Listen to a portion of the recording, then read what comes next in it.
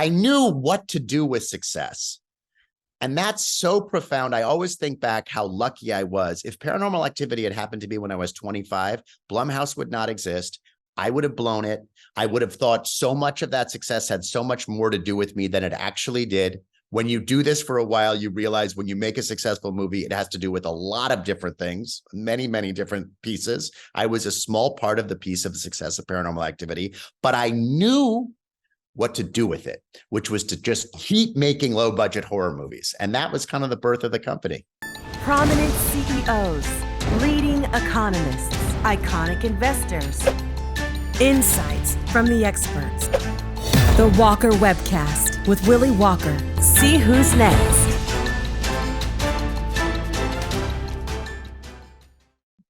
Hello, everyone, and welcome to another Walker Webcast. Before I start with Jason, I want to make a quick comment on the ongoing conflict in Israel, as I did at the start of last week's Walker Webcast with Peter Linneman. We're still shocked and saddened by Hamas's terrorist attack weekend before last and the loss of life and peace in Israel. I'm pleased to say that all 4 Walker Dunlop employees that were in Israel with their families when the terrorist attack happened are safely back in the United States. But we have many colleagues with family and friends in harm's way inside of Israel, and we're here to support them at every turn. Finally, the discrimination and anti-Semitism that is appearing across the country and around the world has no place in a free society, and we must be vigilant in pushing back against it in any and all forms. With that, to start things off, to my friend Jason, who has just jumped on the video feed. Jason Ferris Blum, middle name is Wild or Savage in Ferris, son of an art dealer and art history professor. Founded Blumhouse Productions in 2000, and after his first breakthrough success with Paranormal Activity, he has spent the last decade making global box office hits such as The Purge, Insidious, The Invisible Man, and M3 Gan. Is it M3 Gan, Jason, or M3? Oh, Megan. See, these are things that your under 24 demo understands, right, that your 56-year-old buddy Willie doesn't. For what Fortune magazine writer deemed, quote, little more than the catering cost on a Marvel movie, unquote. Blumhouse has created tense thrillers such as Black Klansman, Whiplash, and Get Out that all received Oscar nominations. Blumhouse has produced over 200 movies that have grossed over $5.7 billion at the box office. Blumhouse was a Fast Company list of brands that matter in 2023, companies that forge an emotional connection with their customers. Jason is a graduate of Vassar College, where he was the 2020 commencement speaker. I would highly recommend that speech to anybody who wants to have a fun time listening to a great commencement speech. Is on the board of the Public Theater of New York, the Sundance Institute, Vassar College, and the Academy Museum of Motion Pictures. He has 315,000 followers on X. He is a fitness nut. He is known as the Santa of Halloween, and someone I'm super honored to call a friend. So, Jason. That was a good intro. I like that. Thanks, man. I tried. I like that. Wow. All right. So there's so many places to start. Let's start here. A lot of people who are listening in today have read Michael Lewis's book, Moneyball, about the Oakland A's and how their general manager, Billy Beane, used different stats than other Major League Baseball teams. With it. What's that? Very familiar with it. I know you are, such as on-base average to build a championship team, essentially having a low-cost roster that produced exceptional results.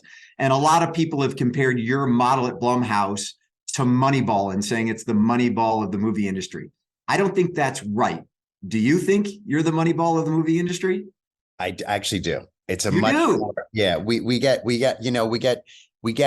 compared to Roger Corman, who I love, and I think that is we're totally different. Our model is totally different than his, but the Moneyball model is very applicable to the way we operate our business, and the most applicable part, I think, is that Billy, he did so many things that were so interesting, but what he really did was look at these, focus on things that weren't sexy, but like the stats that weren't like the sexy stats, and it's different now, but when we started, you know, horror was kind of in the ghetto. Just doing horror generally was kind of not cool. And very specifically, especially in the early days of the company, we chose directors. I mean, this is a very specific example of Hollywood, and the studios are set up in such a way that they either choose first-time directors or directors who have only had success, which is in our business almost impossible. A studio would, and it's still today even true, a studio would prefer to choose a director who's done a few shorts and is like, there's a lot of buzz around, than a director who's made 4 movies, 2 of which have worked and 2 of which haven't. We would always choose the director who's done the 2 movies that worked and 2 haven't. And that's kind of a very Moneyball thing. And then I think the other thing that is that's akin to Moneyball is that the bet on yourself model. Like, our movie business is based on, if the thing you make works, everyone gets paid. If it works really well, everyone gets rich. And if it doesn't work, you don't make very much money. And that's also very unusual in mainstream Hollywood, but it's also a concept that Billy Beane would have loved. It's interesting. I concur with everything you're saying. I guess as I looked at what you've done, I view you as a venture capitalist more than as a producer. And the reason I call you a venture capitalist is because you've created a business model that allows you to invest in ideas, just as venture capitalists do, but do it in a portfolio manner where if something hits, it hits and you get massive returns off of it, but you've limited your downside by the size of your initial investment. And I guess the only other thing that I saw a little bit different from that is just your focus really on, not that Billy Beane didn't focus on talent and trying to find talent, but you have a business model that is so prescriptive as it relates to what you're looking for in a script, what you're looking for in a director, and then how you manage the money around it. That I sat there and sort of said, yeah, there's some things, but I kind of viewed what you do much more along the venture capital model, and the way that you can make so many wide bets, have some payoff famously, but then also, and we're going to get in this in a moment, but because of your distribution model, Jason, you have the ability to sit there and say, we're not going wide with this. We're going to put it onto streaming and we're going to recoup our costs. And I thought that sort of downside protection and the way you built your business model is much more relevant to kind of an investing strategy rather than an operating strategy, if that makes sense. Yeah, I think that's true. And we are like a venture capitalist. We take 6 to 8, bets a year, and we keep the bets small unless it's a proven property, right? Unless it's a sequel or IP that already exists. But if on the originals, which we hope will create IP and create franchises, we take small bets. And my favorite stat about the company is we have the highest ratio of, if you take our budgets against our gross, we're about 10x, which is more than anybody else. It's more than Marvel. It's more than, because our costs are so low, it's more than anybody else. So that's my favorite stat of Blumhouse, and the statistic I'm probably the most proudest of the company. Talk about the sequels for a second. I'm jumping way ahead, but you just raised it as it relates, unless we're making a sequel. A, you spend more on the sequels, but B, something I heard you say that I thought was so interesting was, if you're going and making a Marvel movie and you're going to spend $300 million making it, you better damn well have a sequel ready behind it, because you've invested so much to make the first one that you have to have an ending that sort of leads into the next one. Whereas with the way that you make movies, the movie better stand on its own. And one of the directors that you had on a panel that you were talking to, maybe at Sundance, where you asked, what's the most important thing to do? And he said, get the ending right. And I was sitting there thinking about, in my world, and the fact that when we go make pitches, we try and make sure that the whole pitch goes well. But as I heard that, get the ending right, it made me think about, like, every pitch we go do, forget about like the story leading up to it, make the ending right. But you end your movies right. And then if you have the opportunity to make a sequel, you do, but you don't invest in the first one thinking about the second one. Is that correct? That's right. Yeah, we end most of them right. It's true. The ending is so much more important than the rest of the movie. We don't end all of them right. The biggest, Exorcist definitely underperformed for us. And the reason is we didn't end it right. We tried, by the way, we worked on that ending over and over and over and over. but we couldn't get it right. And the movie really is really good and really works for the first hour, and then the next part, just doesn't work as well. And that is it's like you, to your point, it's much better to have it the other way around, first of all. And then the second thing is, yes, when we're making an original, directors are very used to, and writers are very used to talking to studios who are always thinking about what's the sequel going to be. And I try and erase that from the creative person's mind, because it is so hard to make an original movie that connects with an audience. To make an original movie that connects with an audience and also is a setup for a second movie, first of all, it's like counting your chickens before they hatch. And second of all, it's too many parameters around the creative process. And the example I always use is Paranormal Activity, which is the greatest example ever of, if something works, you can make a sequel no matter what. It's a found footage movie. So just the notion that, oh my gosh, they found another set of more, we had 6 or 7 Paranormal Activity movies, but just the very notion that, oh my gosh, they found more footage is so absurd. But the first movie worked so well that the audience, gave us that, the audience allowed us to take that, huge leap, and we made 6 more movies behind it. So I always tell our filmmakers to figure out what the best version of your movie is without thinking about a sequel, and there are a lot of other things too that I think they feel pressure to do. The thing that I do put a lot of pressure on them about is you have to keep the cost very low on an original. That's very, very important. And, for us, got to keep it very scary, but don't worry about the next one. So on that's the business model today. But when you started out, Jason, that model, which you now have nailed, was not the reason that you created Blumhouse. So let's just back up for a second. You were an executive at Miramax. You worked for the Weinsteins. You missed investing in the Blair Witch Project, which you were never allowed to forget about.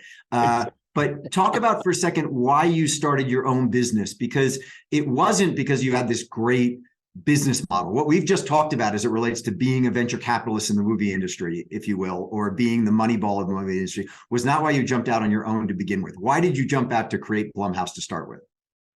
No, I definitely didn't. And I'm very skeptical when we hear business plans of entertainment companies relatively often. And I'm very skeptical of, like, we're going to attack this a new way.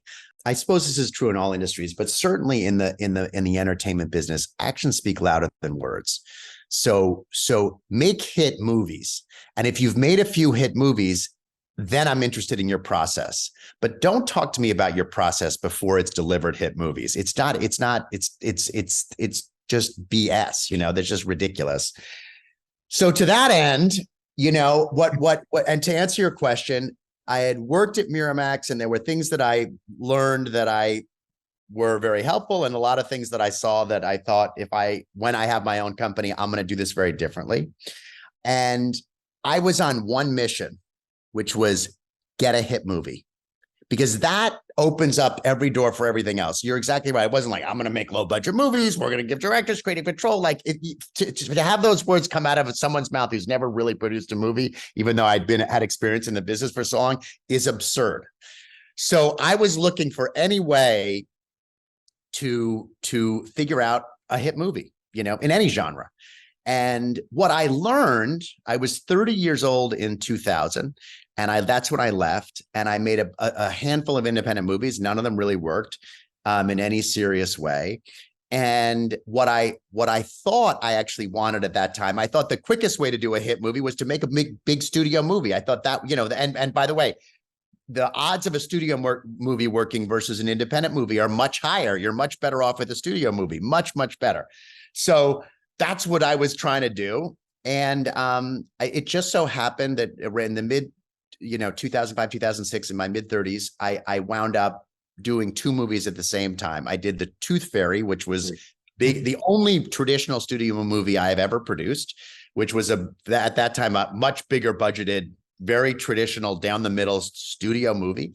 And I did, and I started producing Paranormal Activity. And the movies came out at the same time. And I had these very interesting experiences through both movies, which was When I was finished producing The Tooth Fairy for Fox, all the things that I thought it was going to be, it wasn't. And it turned out to be a very frustrating experience. But the distribution, the studio distribution of The Tooth Fairy was amazing. And it was everything that I hoped for and more. Paranormal Activity was made like the other independent movies that we had made, and it was terrific. When you're making an independent movie, it's great because you're free. There's not a lot of voices. You can take chances, do whatever you want. It's just a totally different experience making an independent movie because there's less people involved in the decision, so it's just more fun. But it was distributed by a studio. Again, it wasn't independent distribution, which I think is very, very challenged and very unsatisfying.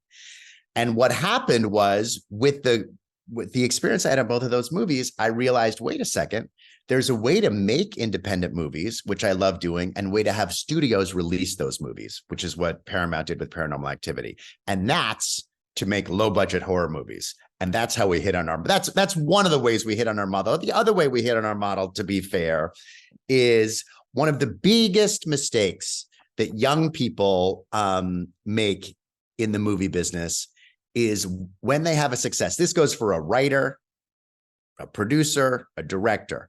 When they have a success and they're 26, which is very rare, but their movie gets bought and it's a big deal at Sundance and it's a whatever it is, it's a comedy.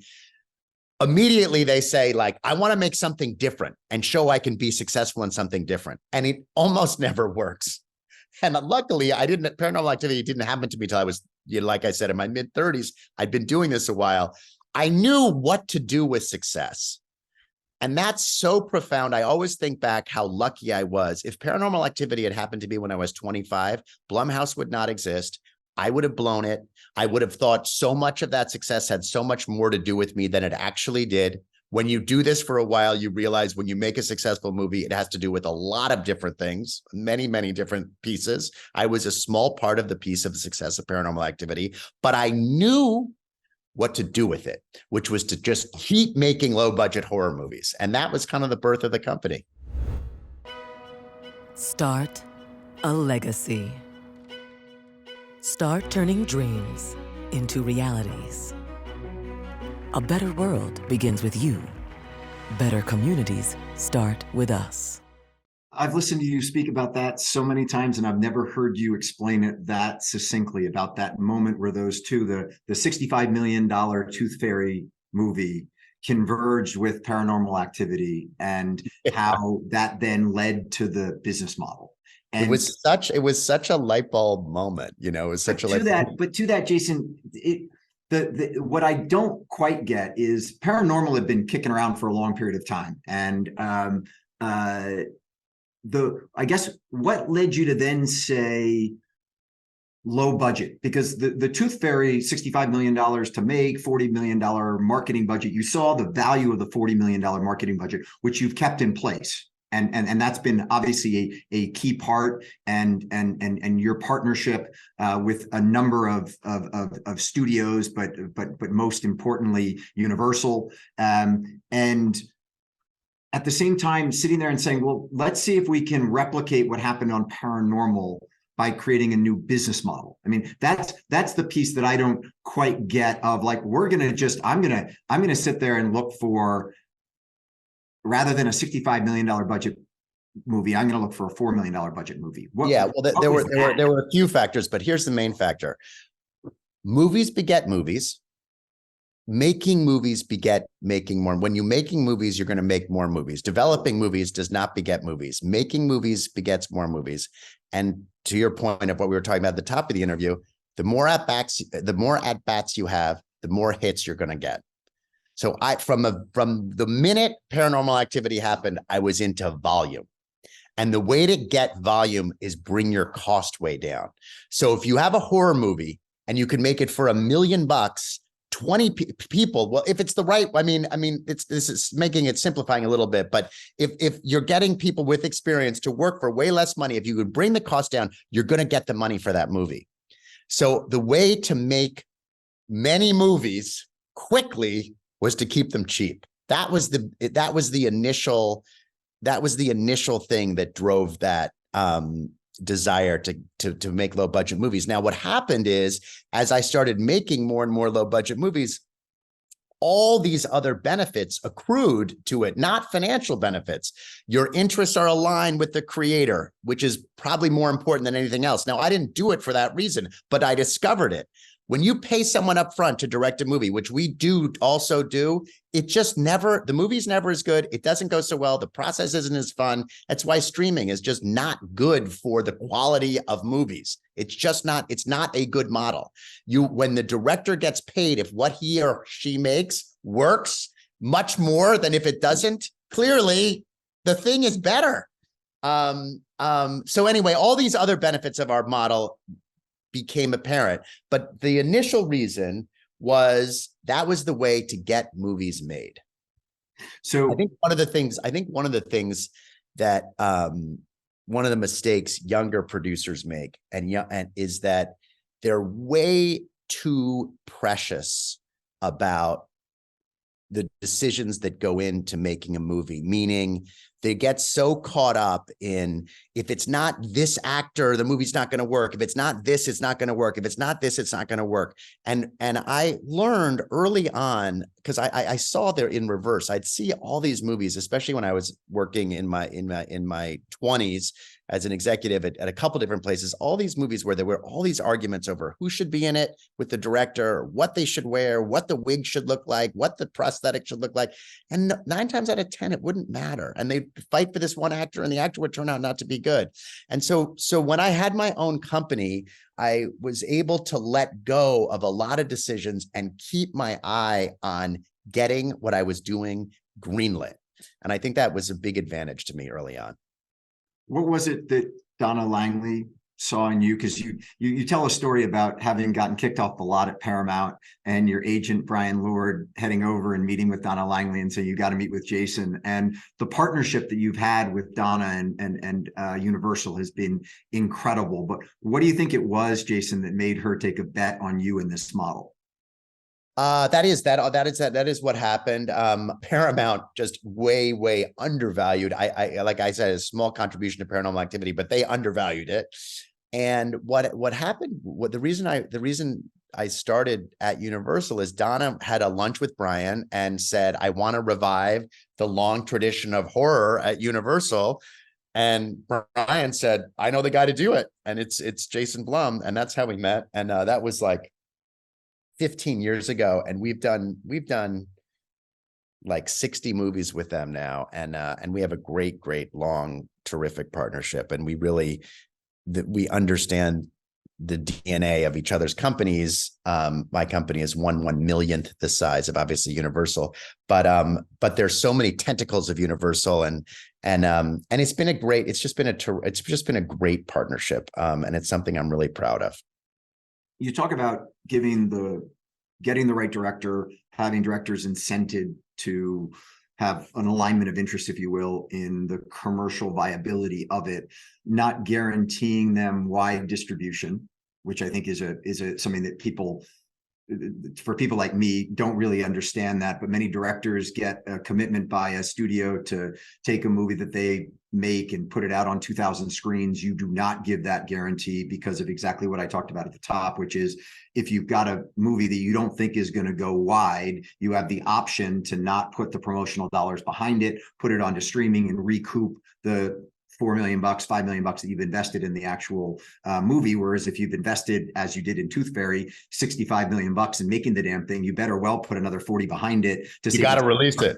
You got to release it. So that's one of the interesting things. You also mentioned that you very rarely use first-time directors, although Jordan Peele was one of the few first-time directors, and boy, oh boy, Get Out turned into being a great one. An interview that I would refute that, though. He wasn't. When I say I'm not using first-time directors, and it's true in the movie side of the company, but I'm shorthanding for people who are just out of film school and made 3 shorts. We are the best people for our model.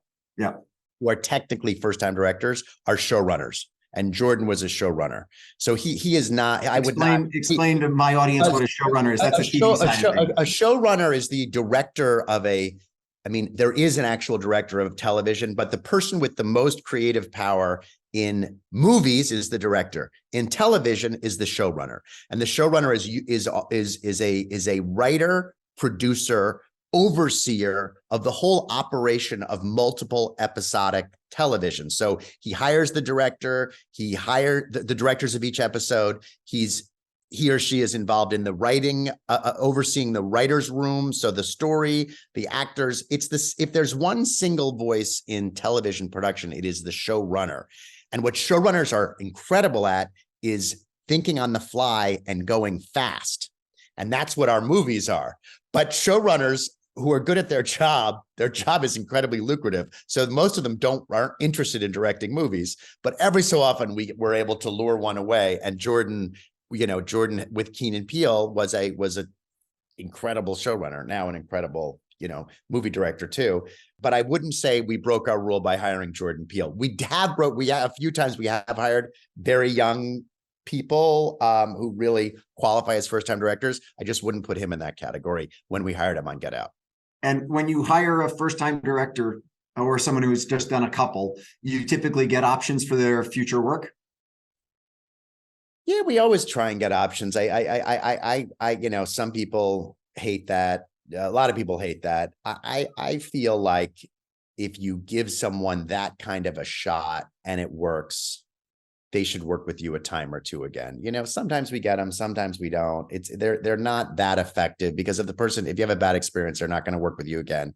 If you have a good experience, the reason for an option is if you have a bad experience and you have options, no one's going to want to do them anyway, even if the thing that person made is successful. If you have a good experience, you should really work with the person again. You shouldn't need the options to do it. And oftentimes someone's representation will say, well, don't work with that company again. And options protect against that. They're like moral, ethical code enforcers. And I guess I have mixed feelings about them. Obviously, I have mixed feelings. What happened on La La Land? That's what I was thinking about. I know you were. So we did Whiplash. That was a great example. And we should have been the producers on we were the producers on La La Land, and it was done. The agreement wasn't signed, and I wouldn't have sued the director, but Whiplash, once it became successful. You didn't go to lunch in Sundance, Jason. You skipped a lunch in Sundance, and that's how the movie walked away for you, right? No. Actually, it's funny that you say that. No, it was in December, and I was going to have lunch with Damon, and you thought everything was done, and I thought everything was done, and I thought everything was done. And I didn't have the lunch, which I hit myself for. But that is not an excuse for not doing the movie with it. They were doing, I was told, I knew we wanted to do La La Land, and I was told, now it's hard to blame this person. His name is Cooper Samuelson. He runs our movie company. He's one of our most greatest executives. He has equity in the company. When you tried to really my partner, but hold on. Right. Cooper found Whiplash. So we never would have done Whiplash without Cooper. So I can't really have any high ground blaming Cooper. But Cooper said to me, don't worry, we're producing La La Land. It's all set. Don't worry about that lunch. So I blew it off, and I know there was a voice inside me that knew it was a mistake. Now, who knows? If I had the lunch, maybe the same thing would have happened. Anyway, Whiplash came out, and then they threw us off La La Land, and that was a bad thing to do. So if anyone wants to know how important Cooper is to Jason, when Jason was asked what movie took away his title of having the lowest gross, widest release movie ever, which was a badge of honor, I guess. Gem and the Holograms, which is one. I thought it was The Empty Man. I thought that's what they came up with. No, we held the record with Gem and the Holograms. Oh, I'm sorry. Yeah, and then The Empty Man beat it. It beat it. We lost that crown. Right. Exactly. I want to know, because you're an incredibly competitive person. What did you do when that movie came out and broke that record? I mean, how did you deal with that? Because I know you, and you're wildly successful, and you look really relaxed and all that kind of stuff. But when that happened, I mean, you're releasing on 2,000 screens, and what was the gross over the weekend? $1.1 million or $1.5 million? Yeah, it was one, whatever it was. It was whatever the number was. It was not what you'd expected. Well, to answer your question more broadly, like that's happened to me, I've been doing this long enough. That's happened to me, luckily, not that many times, but certainly, more than a handful of times. And look, I mean, how do you deal with failure? I don't know. It's very hard. I'm going through two things right now that are at that level. And I don't know. I find it really hard. I find it like, it's like I beat myself up for taking it so badly. Then I'm like, well, that's why I'm successful, because I take it so badly. Then I'm like, I go through a crazy thing. I mean, I don't know. It's very, very difficult. I think, it's important. I think one thing that drives me crazy is when people don't acknowledge failure. And I think people in the movie business are so guilty of that. They're so scared to say, we tried something, it didn't work. One of the big disappointments of Gem and the Holograms was I'm very quick to say when movies we make aren't good or don't work or parts of them don't work or whatever. Gem and the Holograms is and was a great movie. And John Chu turned out to be one of the great directors of our time. So when it's something like that, we had the same situation on The Hunt. The Hunt is a great movie that my friend and colleague Kim Masters, torpedoed. It still hurts when an artist does something. Their artist works for you and does a movie that doesn't work, and the movie doesn't work. I can take it, but when an artist delivers. When your partner delivers, you can understand this. Your partner delivers for you. John Chu delivered for us. Craig Zobel on The Hunt delivered for us. And we didn't deliver for them. It drives me insane. To this day, it drives me insane. So you talk about Final Cut. And you talk about one of the reasons. No, I like we're moving past that. I think this is a really good point, though. I mean, I want to give people, Jason, a sense of how you do what you do. So you get these great directors. First of all, you find scripts. They have to be small, not too many actors, not too many scenes, and not too many special effects. Is that a fair kind of when a script comes along and you guys say go, no go, it needs to kind of have those characteristics. You're not doing. And yes, but the most important characteristic you're forgetting is the above the line talent, meaning the actor and the director have to agree to work for back end. We can't pay them up front. Right. Those four things, not too many actors, not too many speaking parts, not too many locations, stunts and special effects, the above the line talent working for back end. Those four things. Talk about not too many speaking parts, because there's a little piece there. You got all your movies are union movies. You're a big fan of the SAG, but yes, but if we have this is not so true anymore, but it's still to a certain degree it's true. If you're doing a party scene, and there's someone serving an hors d'oeuvre, you have them serve it and don't say anything, because if they speak, you got to pay them an extra $1,000. We're not so crazy about that anymore. But when I started, we were really, we even looked at that stuff, but I would say, if there's 100 speaking parts in your movie, we're not making that movie. And then as it relates to how you actually control costs, once you've got the director and the talent to go above the line, if you will. So they're not taking a big guarantee up front. They've got a percentage of what you're going to make in the back end of the movie. And obviously us too. We make zero fees on our theatrical movies, 0, 0, 0. Right. And then you shoot pretty much everything in LA? No, we shoot all over the place. We used to shoot a lot more in LA. But now we shoot all over the place for reasons probably not interesting to your audience, but now we shoot everywhere. But is part of that tax breaks that you get and rebates, or is it just because talent? We shot in LA to go back to Moneyball. We shot in LA because no one shot in LA. There were amazing crews in LA, and because there wasn't really a tax break in California. So for me, our movies were so cheap that we actually didn't chase tax incentives. And shooting in LA was great because we got great crews. They got to live at home and there was no competition. When streaming and production started like crazy, it became very popular to shoot in California. So then we started traveling because the crews that we couldn't get the crews that we could get before. And now our movies are edging up. They used to be $1 million, then they're 5 million. Now they're more like 10 million. And at a $10 million, 20% is a lot of money. So we shoot now a lot in Georgia. We shoot a lot in Louisiana. We shoot in New York. We look at rebates. The key thing about rebates, which no one talks about, and some states are much better than others. And if you're starting a rebate, it's when you receive the rebate. A lot of these rebates, they don't pay for 2 years, which is not, then, it's not a real rebate, or it's a real rebate, but it's a real drag on cash flow.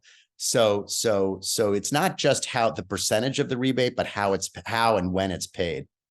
So a movie like Get Out, which cost you, I think, $4.5 million to make. Yes. And ended up grossing, I think, $255 million at the box office. Yes. Somewhere around there. So yeah. when that 4.5 gets made, you then take that to, and I don't know whether Universal was your distribution partner on Get Out or not, but in the model, it would be that you take a $4.5 million made movie, take it to Universal, and then Universal kicks in with their promotion to market that. And that's somewhere between 30 and 50, 40 million bucks of promotion behind a movie like that. Yeah, just to clarify, Universal paid for the movies. So Universal pays for some of our movies we pay for, some of them we co-finance, we split, and some of them Universal pays for. That particular one Universal paid for. And yes, the marketing budgets are between, when we go wide and worldwide, between 30 and 50 million bucks. And the demographic that watches your film is? The demographic is leans more female than male. We're 55-45 female. So young women love to come see our movies. And we like under 24 women, right? Under 24, young women under 24. And they drive the groups to our movies, and they drag the guys to our movies, which is kind of funny. And then that drives a higher social media marketing than for a movie that's trying to target me, right? So does Universal understand that? Yeah, well, different distributors do different things. But definitely as compared to other movies, as a rule, our percentage of ad spend on social media is much higher than as compared to television. We always have a higher percentage than most movies spent on social media than television ads. And it's interesting. Studios, everyone believes different things. Some people believe, you really just can't release a movie without a television ads, and some movies are released without any TV ads. So it really depends.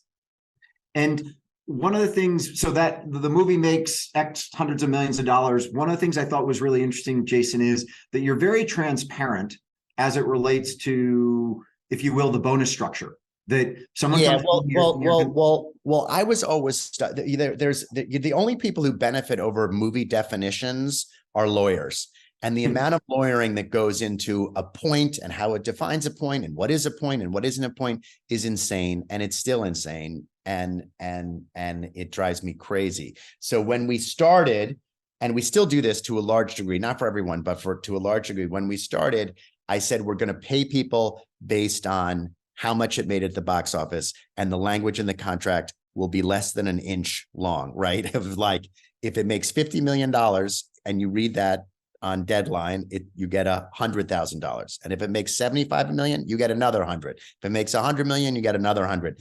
And I still, after a movie comes out, we write all the, I don't write the checks, but our accountant writes the checks. I put them in we put them in a FedEx envelope. I go to the post office and I video myself, and I send little videos to the participants. I said, today you're going to get a check. I remember sending Catherine Keener a check for $1.6 million from Get Out. I said, today you're going to get a check for $1.6 million, which is a really fun thing to do. And I think it's really important to, if your model is based on paying people back end, you got to be super transparent, and you got to be fast. You got to pay them fast, which I'm very, very careful that we do. And is there an allure to the big directors to say, hey, I like that versus what the big studios will do for me? In other words, like, given that ability to participate on the up end, are they going to the big studios and saying, I want the same kind of deal? Or is your deal the only deal they can get that looks like that? Most studios do a hybrid of what I'm saying. They pay a good amount up front against a back end. I don't like that as much. The allure for the directors to work with us is that they can do things with the story that you can't do on a studio movie. And I wouldn't, if I was running the studio, I wouldn't let them do either. When you're spending $100 million on a movie, there's the list of actors you can cast becomes much shorter. The things you can do with the story, there are a lot of things that, like, you can't kill the lead of the movie 50 minutes into the movie. There's a type of storytelling and types of actors that you can use in our movies that you just can't use in $100 million movies. So yes, there are directors who opt out of making an $80 million movie to work with us in exchange for making something that they have more control over. I heard, as I hear you talk about the model, Jason, you constantly get asked, aren't you afraid that somebody mimics this model? Aren't you afraid that the big studios come and kind of, run you out of business? And I would sit there every time listening to those questions saying to myself, well, when Herb Kelleher created Southwest Airlines, it wasn't some great secret what made Southwest beat United and American and Delta. And United, American, and Delta all tried to kind of do similar things to Southwest. But because the business model was built the way that Southwest was made, there was no way for the incumbents to replicate what they did. And I sort of see that happening with you and the big studios in Hollywood, is just that their model is just, they've got 747s, they've got a disparate fleet, if you will. They have to invest in these long hauls. And Herb Kelleher kind of came in and said, I'm going point to point. I'm going to use the exact same model airplane. I'm going to cut out costs here and there. I'm going to have open seating. I'm going to do all these different things. And the big guys never, even to today, can't replicate what Herb Kelleher did at Southwest. And I view a lot of parallels between what you've done at Blumhouse to the big studios and what Herb Kelleher did to the aviation industry. Well, I'm very flattered. I appreciate that. I think there is, it's, and this is like the same thing that you're talking about is, and what people always talk about running a business, which is, very familiar to you, is focus. It's really hard to be focused in the movie business, because you do Get Out, and then you go to the Oscars with Get Out, and then you think, maybe I'll make a movie that's, I could get more Oscars for. And one thing that we do that the studios can never do is we just make one kind of movie. We make 4 movies. That's what we do. They can't operate just doing that. So that alone is a big reason that a studio can't replicate we're just in this business. They're in 20 different businesses. By the way, they're doing TV and all that, but even within the movies, they're doing romantic comedies, they're doing Fast and Furious movies, they're doing animated movies, they're doing kids movies. We're doing one thing, one kind of movie. That's always what we're going to do. So but Jason, let me ask you something on that. Why won't your business model replicate into other genres? It doesn't work in other genres. Why? Why is that? Because, well, most other genres are much higher cost. Action movie, comic book movie, all those movies are the audience, when they're going to see a Marvel movie, they expect the world to blow up in different ways every time. So you can't do a Marvel movie cheap. You just can't. Todd Phillips did the closest version, which is $60 million, and he did pretty damn well with doing it that way. But it's still $60 million. It's a different thing. We don't spend that kind of money on our movies. To give people a sense of that, I heard Jason say, as he was talking about costs, that you were asked about the gore in your movies, and you said, we like to leave a lot of that to the imagination. And by the way, blood is expensive. And I thought that was so. I was like, he's concerned about the cost of fake blood. Fake blood is fake blood ain't cheap. Fake blood ain't cheap, huh? I got it. Anyway, go ahead keep going on that. But I just thought that was an important one. Yeah, it's also shooting with fake blood is a nightmare, because it's the continuity. It takes a long time if you're making a super bloody scene. It's that as much as the cost of the blood. But anyway, and the other thing is, if it's not, action, comic, all those require huge scope. Scope is expensive. Kids movies, animated movies, scope is expensive. Although we tried Benji, we tried that. Why is Benji a Blumhouse movie? Because it was a low cost, wide release or broad audience movie. So we did try it, which I don't want to get sidetracked on that. But then the other genres, you can make a romantic comedy for not very much money, but they're much more movie star dependent. There's no today, you can't have a romantic comedy work theatrically without huge movie stars. And the above the line talent, the stars that we work with, when you get to a certain category, it's very like Tom Cruise is not going to work for no money up front. Like it's just not going to happen. And there's like, 10 people who are super, super in the stratosphere. They're not, they get both. They get $20 million up front and back end. So that I'm not getting them in our movies. So that's why it doesn't work for romantic. The pressure on movie stars in other genres is higher and scope is higher. So it doesn't work in it only works in horror. It just really doesn't work in other genres. So does it work in TV? For the longest time, it didn't work in TV because TV was not being judged by P&L. It was being judged by all these by subscribers. They weren't judging it by profit and loss. The stock in television companies was affected by something other than. Now the stock is being much more affected by, is more money coming in than going out in television. It's much more sensitive to that. So it is my opinion that TV will shift to something that it was before, be more focused on lower cost and be more willing to give ownership if you can make a show for a lower cost. It's not there yet, but I think we're getting to that place. So there may be more room for a Blumhouse type model in television than there has been in a long, long time, but it remains to be seen. And I've heard you say that it doesn't work for the streamers, and yet you have a partnership with Amazon to do the Welcome to Blumhouse series. So help me understand that it doesn't work for the streamers, and at the same time, you're doing something with Amazon. Well, it doesn't work. Meaning we got paid up front for that show. With the Welcome to we finished, but we made 8 movies for Amazon. We finished the 8 movies. It was called Welcome to the Blumhouse. We were paid an upfront fee for every movie, and the actors, everyone got paid up front. There was no back end in that show. Got it. That was underrepresented directors on all 8 of those, Jason. Yeah, that was all underrepresented directors on the 8 movies, which I was proud of, and there was a lot of pressure to do a 50-50. I said, if we're going to do it, let's do it. So I felt good about that. And the movies turned out great. It was a very fun thing to do. We did 4 one year and 4 the next year. We learned a lot about the brand. Like a lot of people would show up when they saw Blumhouse, and it was interesting and it was fun to do.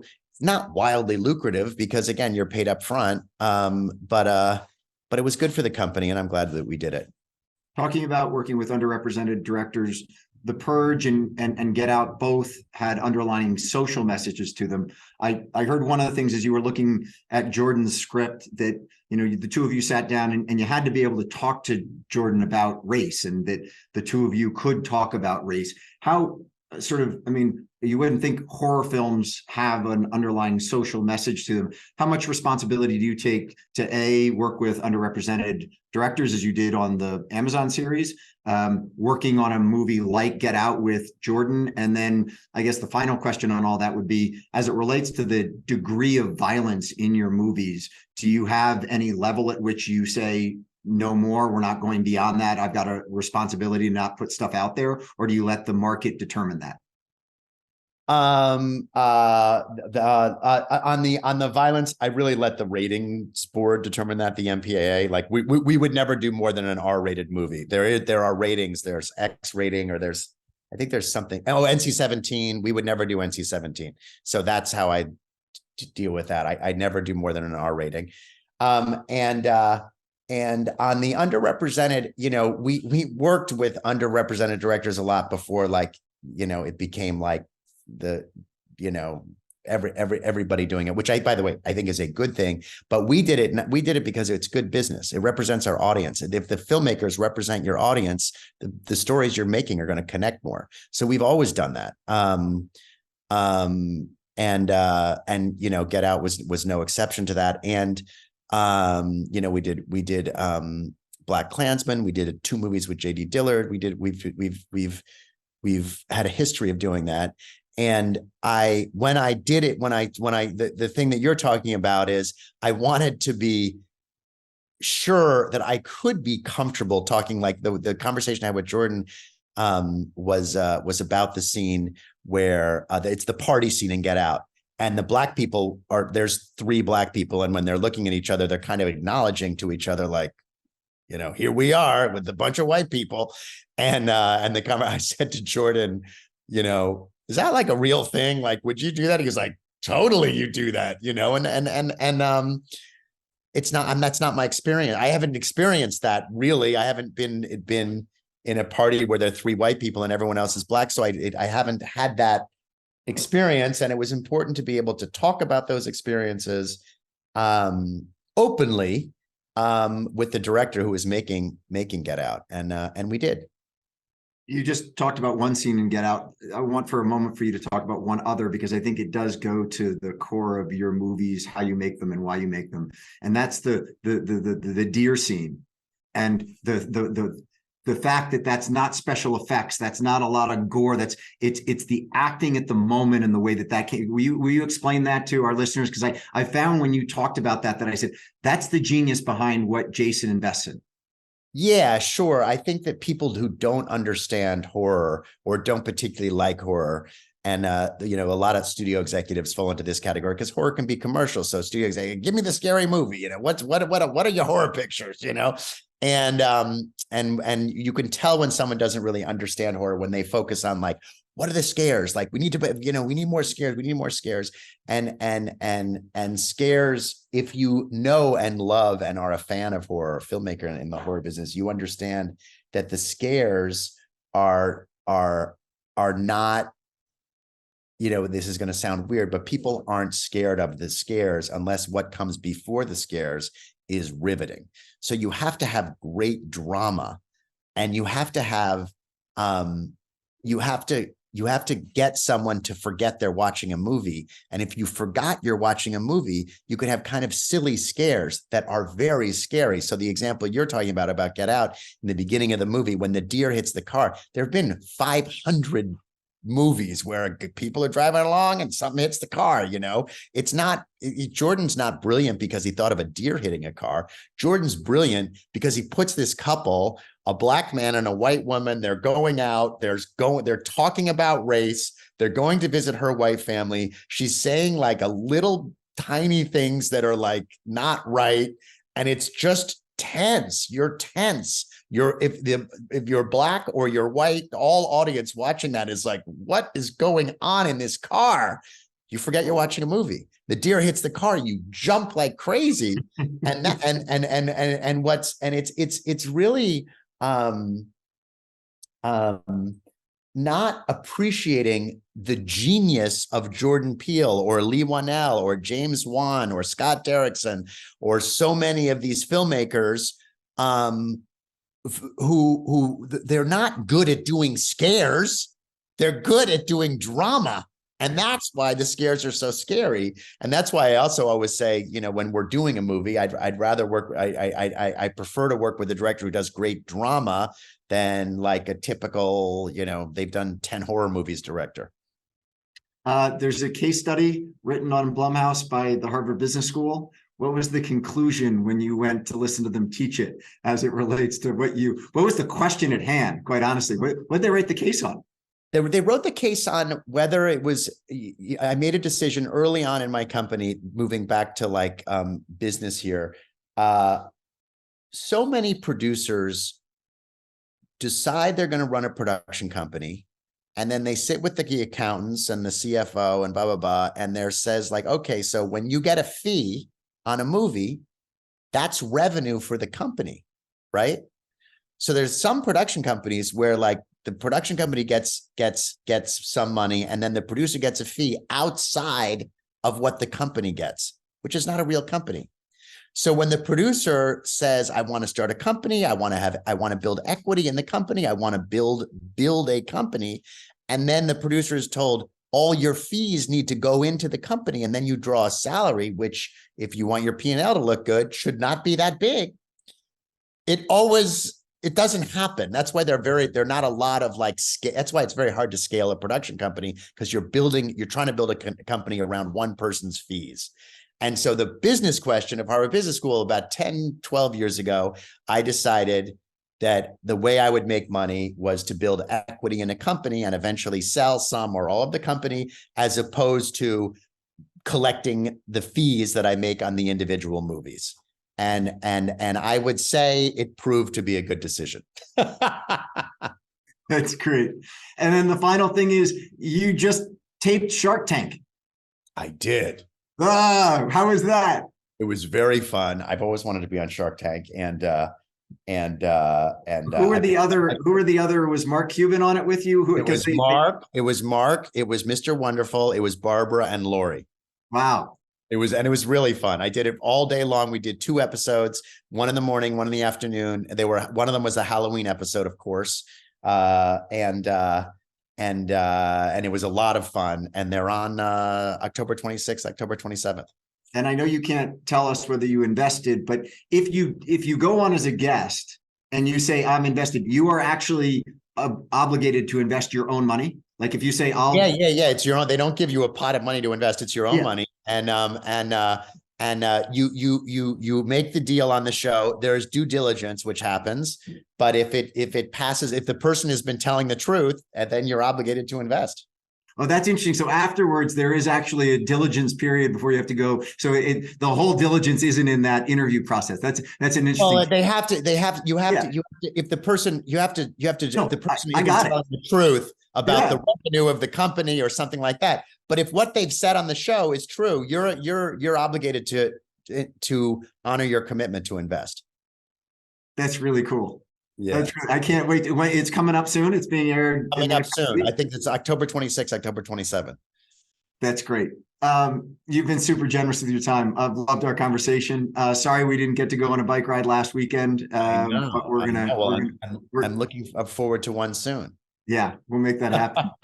Jason, great to see you. Thanks for taking the time, and we'll see you again soon. Thanks for having me on, and look forward to seeing you. Thanks, bud. Bye-bye.